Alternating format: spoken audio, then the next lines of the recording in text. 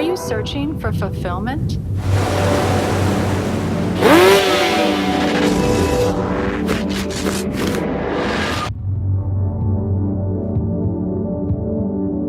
Discover true happiness. Stay tuned to Shalom World.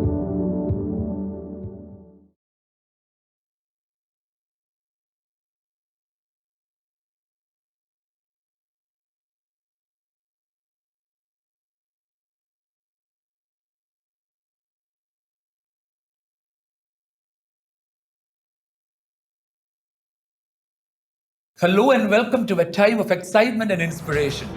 I am Manoj Sunny, and together with Shalom World, we'll take you through the journeys of a group of ordinary people in the Jesus Youth Movement who dared to follow an extraordinary call as a part of the full-time volunteer project. A project that has been instilling the missionary lifestyle in young people for the last 28 years. A project that has put 28 batches of young people, around 2,000 so far, through a 30-day intensive training and placing them in mission centers around the world for a whole year. And that's exactly why they're called God's crazy people.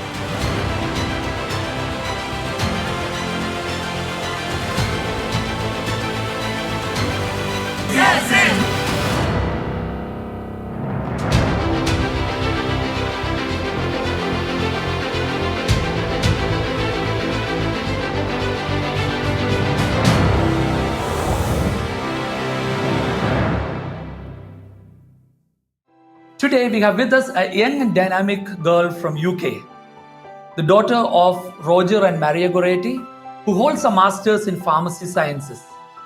During her career as a pharmacist in UK, she decided to set apart 1 year fully for the Lord and attended the International Full-Timers Training in Thailand in 2016. She was the first full-timer to be placed in Canada. She currently works as a pharmacist in Peterborough. Let us welcome this power package, Shelina Guedes. A hearty welcome, Shelina. Thank you, Manoj, for inviting me to be part of this interview. I'm very happy to be here, to be a witness, to share about my full-timer experience and how God has blessed me. And He continues to be faithful to me even now in this journey. So I'm happy to be here today. Thank you. How did you start your journey with the Lord? Or when was your moment of encounter with the Lord? It was in the early days of my university. I was 18 years old, and that was the first time I was introduced to the Jesus Youth Movement through a small prayer group that used to happen in one of my friends' home. When I was 19, I attended the first national conference called Dare to Go. That's where I first experienced Christ in a personal way. It was not a big experience, but it was the beginning of my journey. Since then, it has been a gradual growth to my journey with Christ, and it still goes on till today. But unlike many others, your commitment was not soon after your studies. You had a successful career and you were working, and then you decided to take a break and serve the Lord. Why did you take that decision? Actually, I was asked to go for full-timership when I qualified. That was when I graduated as a pharmacist. But at the time, I was not too convinced about whether this calling was for me. So when I was asked to go, I straight away, without praying or discerning, I rejected and I said, no, I'm not interested. At that time, I had this eagerness to start work, to earn money. I wanted a car, and I started to work. It was 1 year, 2 years passed, 3 years passed, and everything was going as per what I planned. So I started to get this promotions. I got a car. One thing I realized during those time was that nothing was satisfying me. The thoughts when I was at university, I thought I need to make a lot of money and I need to get all these materialistic things, which I thought would satisfy me. But actually, they started to make me feel more empty, and I started to lack purpose. At the time, I was searching for something more. I was praying to God that is this how I'm going to grow old till I'm 60, 70? I don't find any purpose in this. Of course, the job was good. Everything was going well, but still nothing was filling this hole that was inside me. And in prayer, I was constantly praying. And there was again another conference that happened in 2015. And after the conference, I was approached by one of the previous full-timer who asked me if you would like to go for full-timership. But this time I took the time to pray, to discern, and I felt a strong conviction in my heart to take a break, even though things seemed impossible for me, because I was already, in fact, I was promoted only 3 or 4 months ago. I was promoted to a higher position. So here I was having to tell my manager that I want to take a career break. It was a very difficult decision, but at the same time, there was something, a force inside me that kept pushing me to go for this. And I believe it is the Holy Spirit, because until I did not say yes, I was feeling very restless inside. Once I said yes to go for the full-timership, I had a lot of peace. So I knew that this was something that God had prepared for me at this time, not 3 or 4 years ago. Shelina, before we continue with our discussions, I have a surprise for you. Joining us now, Dr. Joe Joes and Julie Thomas, all the way from Canada. Dr. Joe, a rank holder in medical studies, was one of the key leaders of the healthcare professionals ministry in India. Julie is a software professional. She also took a full-time commitment soon after her engineering studies in India. They now make their home in Winnipeg with their 5 children. Dr. Joe and Julie. When I think of Shelina's full-timership here, what comes to my mind was Jesus telling his disciples in John 15:16 that I send you out to bear fruits that will last. And so here, Shelina's presence here did give us a fruit that lasted even after she left here. That is a good music ministry. Before Shelina's arrival here, the Archbishop of Winnipeg had asked us to do a First Nation parish outreach to take care of a parish. Now, at that time, there were a few teens and kids here and youth here who were just learning and picking up musical instruments on their own. What she did was to bring them together, motivate them, identify their talents, build on their talents, and with perseverance and a lot of prodding and encouragement, she was able to gather them together regularly, and that developed into a music ministry. And with that, we were able to do these First Nation remote parish outreaches as a team. It was really amazing, which we never thought it would happen at that time. Her motivation and her eagerness to use her talents for the kingdom of God was truly remarkable. When I think of her, what comes to my mind is also her contagious laughter. She brought so much of joy to her family. Like, I have 5 children and she was like one among them. And her presence was truly a joyful experience. And to the sense that when she left, we really missed her. She was very intelligent and she used to pick up our language also, Malayalam. And we had many funny moments. Shelina, would you like to share with us any of the funny moments you had in your full-timership? Thank you, Dr. Joe and Julie. Shelina, it's a good question to continue with our discussions. Some of the embarrassing or funny moments in Canada, as Julie mentioned, was about my laughter. I have this very loud laughter. So when initially I was getting to know people, I would suppress this laughter and try and contain it within myself. But once I started to get comfortable, I would just burst out in this very loud laughter. And a lot of times it would either scare people or shock people, or they would find it funny and laugh with me. But eventually, by the end of my full-timership experience, everyone was sort of comfortable with this laughter, which is nice. They accepted me the way I am. But I just used to find it funny how, initially when I would just burst into laughter, that was my contagious laughter. That would sometimes some people would be a bit shocked. And I suppose that's probably one of the few funny moments I've had. Both Julie and Joe talks about your involvement in music ministry. I think you are active in the music ministry in UK also. So why music? Okay, what is the importance of music in youth ministry? What do you think? So in today's generation, I can see that music is one of the powerful tool to speak to someone. So instead of even with myself, when I did not know Christ, when I didn't have a Christ encounter, one thing that would draw me to listening to something is music, because that would stir emotions within me. It would help me meditate. It would help me reflect and direct my attention towards God. Especially me, my attention span is quite small. So when people talk for a little while, I can lose attention.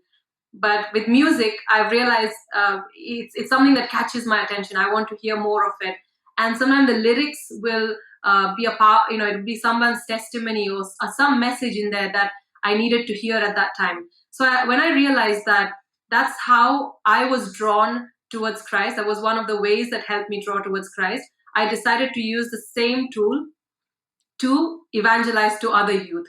And that's the reason why I think in today's world, we need to have good Christian music, because there are many bad music as well out there. And that's why there is an importance to have much good Christian music to reach out to the youth. So, Shelina, I believe I don't have to ask this question. You can guess it, isn't it? Could you please share one of your songs with us? So it's one of the song I'm still working on it, but I'd like to share with you just a few lines. And it's just talking about the good and the greatness of God and the holiness of God. This is how the song goes.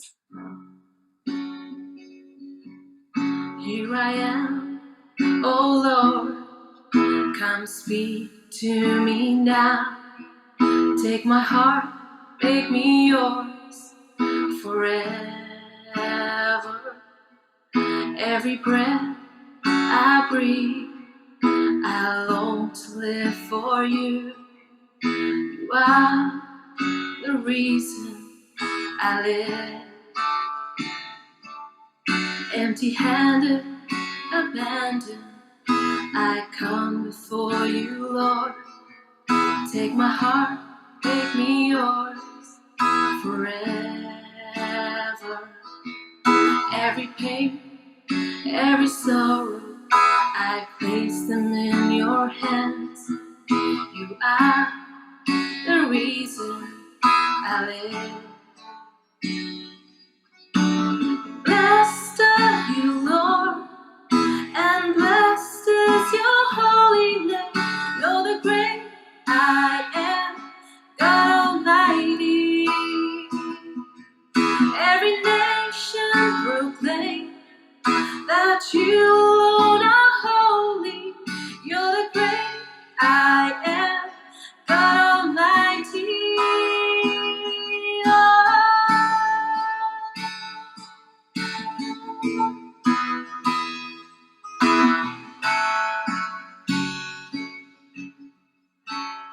Thank you, Shelina, for the beautiful song. You have a blessed voice.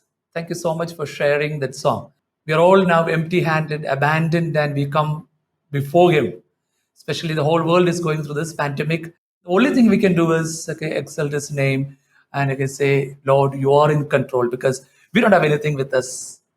We don't have anything in control now. Beautiful song, Shelina. Thank you. So you've completed 4 years and you are into a full-time career now.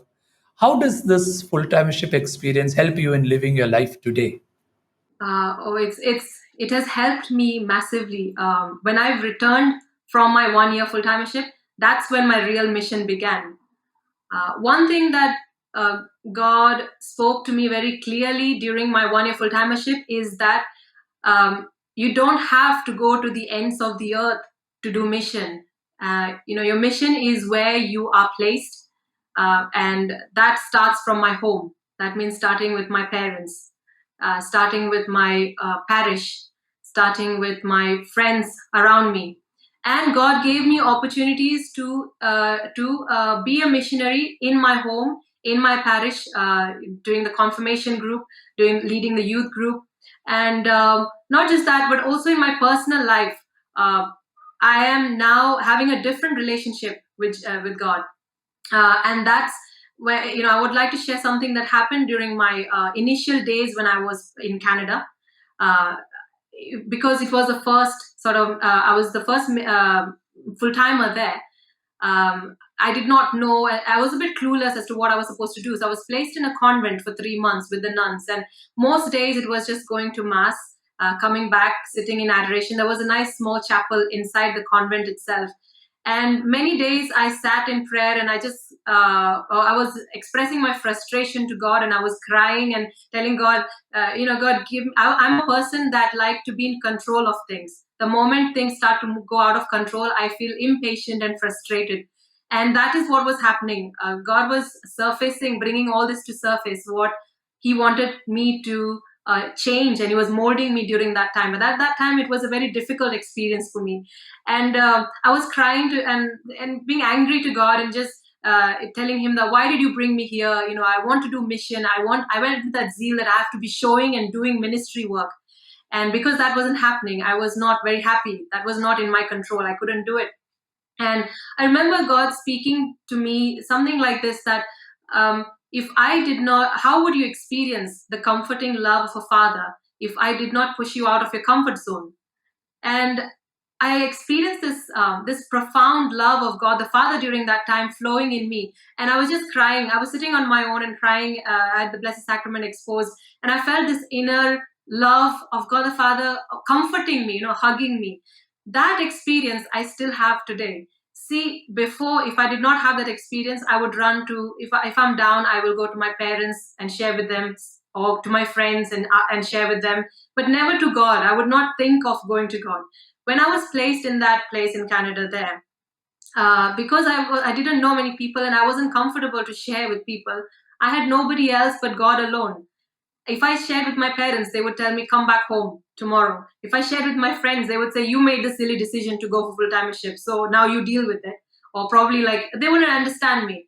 But it was God alone who comforted me. And even now, when I am when I feel down, when I am going through that time of spiritual dryness, I can sit in prayer and cry to God, and I experience the same comfort of this Father that's saying, it's okay, I am with you, I am journeying with you, I am constantly with you. This is something that cannot be replaced. If I did not have that experience during my full-timership, maybe this relationship of experience the love of a father, the comfort of a father, maybe I'm not sure if I would have had that, but this relationship is now just so beautiful that I just get, it's hard to explain in words. It's only something that I can experience. And thanks to that experience in full-timership that I had, that I'm able to now rely on nobody else, not even my parents or friends, but in God alone. My final question to you, Shelina. What is the message you want to share with the youth of today, your own peers of today? I would like to reiterate the same message that Pope Benedict XVI shared. If we let Christ in our lives, we lose nothing, absolutely nothing of what makes life free, beautiful, and great. And I've tasted this freedom, and it is beautiful. Today, if someone had to offer me £1 million or more and give me the offer to go back to my old ways, if they gave me so much money, if they'd put this offer 17 years ago, maybe I would have accepted the offer. But today that I've experienced the goodness, the faithfulness, and the true freedom of Christ, like Jesus promises in John 10:10, I have come that you may have life and life in abundance. And this abundant life that I've experienced is much more, it's so much worth more than what any materialistic thing can offer. So no, I would not go back to any kind of offer of materialistic goods. Because Christ is so worth it, and He's worth sharing, He's worth loving, and He's worth knowing and giving that to other people. So that is all I have to share with the youth of today. Thank you, Shelina. It was a pleasure having you with us today. As Julie commented, your joy is contagious. May God continue to use you as a powerful instrument to reach out to many, many, many more young people around you. Thank you, Manoj, for this opportunity and for giving me the chance to share my Christ experience with others. And I really hope and pray that this message will reach out to as many youth who needs to hear this. And like I said, give Christ a chance, and He will take you to greater heights that you've never imagined. Thank you.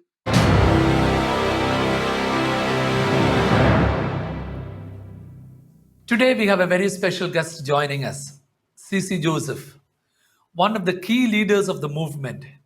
He is part of Jesus Youth since 1992 and was a full-timer in the 6th batch from 1997 to 98.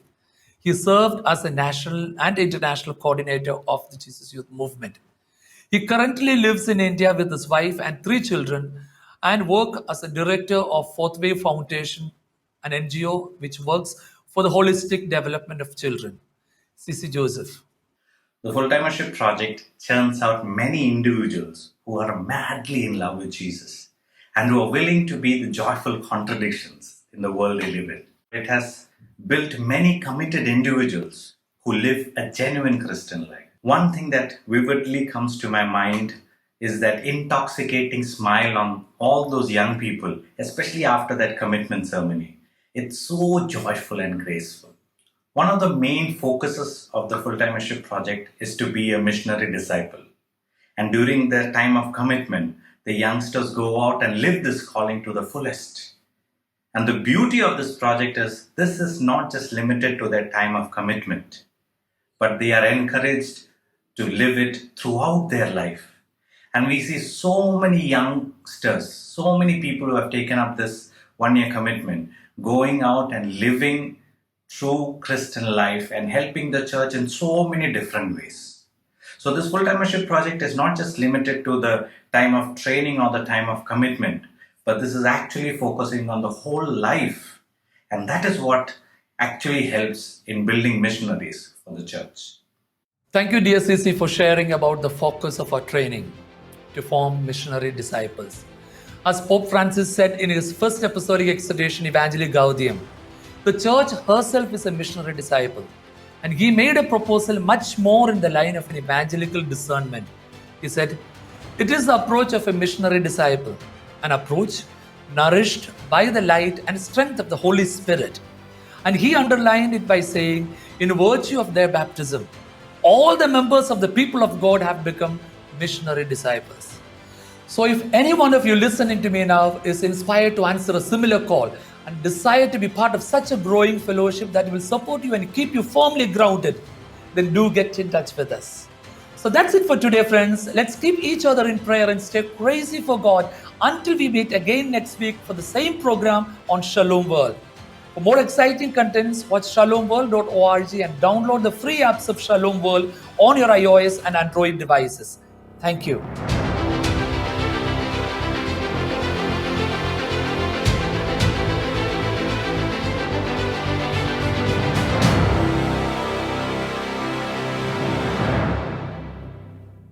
Someone who's used media a lot in evangelization, so I believe in the importance of Catholic radio, Catholic TV, Catholics using the new media. Can I encourage everyone to watch Shalom TV? I think it's a great vehicle of evangelization. And God bless all of you.